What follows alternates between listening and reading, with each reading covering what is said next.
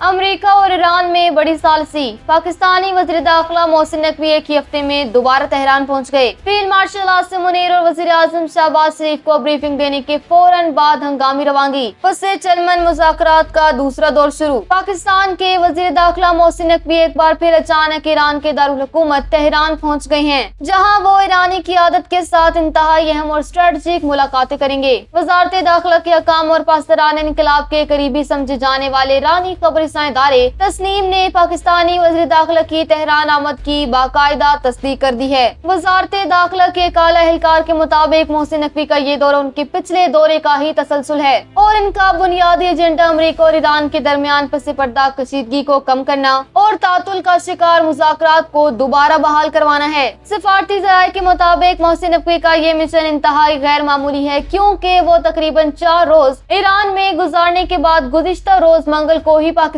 واپس پہنچے تھے، جہاں انہوں نے تہران میں ایرانی صدر مسعود پزشکیان، پارلیمنٹ کے اسپیکر محمد باقر کالیباف اور وزیر خارجہ عباس عراقچی سمیت متعدد اعلیٰ ایرانی شخصیات سے تفصیلی ملاقاتیں کی تھیں۔ منگل کو اسلام آباد واپسی کے فوراً بعد انہوں نے وزیر اعظم شہباز شریف اور فیلڈ مارشل عاصم منیر سے ملاقات کر کے انہیں تہران میں ہونے والی بات چیت اور موصول ہونے والے پیغامات سے متعلق تفصیلی طور پر آگاہ کیا تھا، جس کے فوراً بعد اب وہ دوبارہ تہران کے لیے روانہ ہو چکے ہیں۔ اگرچہ حکومت پاکستان کی جانب سے وزیر داخلہ کے ان دوروں کی حساس تفصیلات کو مکمل طور پر صیغہ راز میں رکھا گیا ہے، لیکن یہ اہم ترین سفارتی ہلچل ایک ایسے وقت میں سامنے آ رہی ہے جب پاکستان امریکہ اور ایران کے درمیان مستقل جنگ بندی اور پیغامات کے تبادلے کے لیے ایک اہم ترین عالمی ثالث کا کردار ادا کر رہا ہے۔ پاکستان رواں سال کے آغاز میں بھی دونوں ممالک کے درمیان مذاکرات کے پہلے دور کی میزبانی کر چکا ہے اور اب تہران میں اس بات چیت کے دوسرے دور کو ممکن بنا کر خطے میں جاری پس پردہ جنگ کو روکنے کے لیے کوشاں ہے۔